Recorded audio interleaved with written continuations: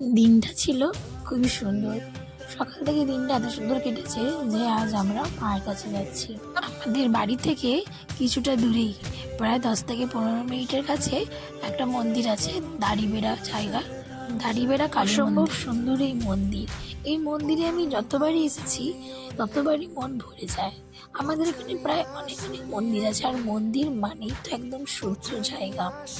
আর এই মন্দির এত সুন্দর করে গুছানো, পরিষ্কার পরিচ্ছন্ন, এসে বসতেই পুরো মন ভরে যায়।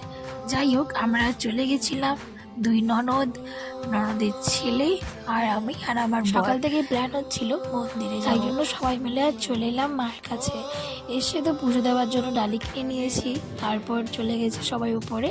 আমার কিছু প্রবলেম থাকার কারণে আমি মন্দিরে উঠিনি, বাট বাইরে থেকে মন্দিরের মাকে দর্শন করেছি। আর তোমাদের মন্দিরটা একটু ভিডিওর মাধ্যমে ঘুরে দেখায়। এইদিকে দেখছো পুরো নিখুঁত কাজ, আর এত সুন্দর লাগে।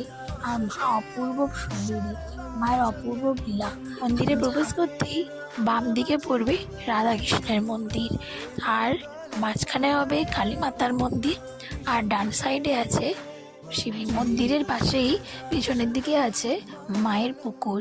এই পুকুর থেকে সব কিছু করা হয়। মায়ের জন্য ভোগ রান্না, মাকে স্নান করানো, মায়ের জন্য পুজোর জল, সব কিছুই ওই পুকুর থেকেই নেওয়া হয়। আর একটা আছে, এখানে বিয়ে দেওয়া হয়, বিয়ের জন্য একটা জায়গাও করা আছে। এই যে দেখছো ঝোলনা তৈরি করা হয়েছে দুটো। আর এখানে টিকিট কাউন্টার, ঠাকুরের জন্য ডালি নিয়ে পুজো দিতে গেলে 10 টাকা করে টিকিট কাটতে হয়।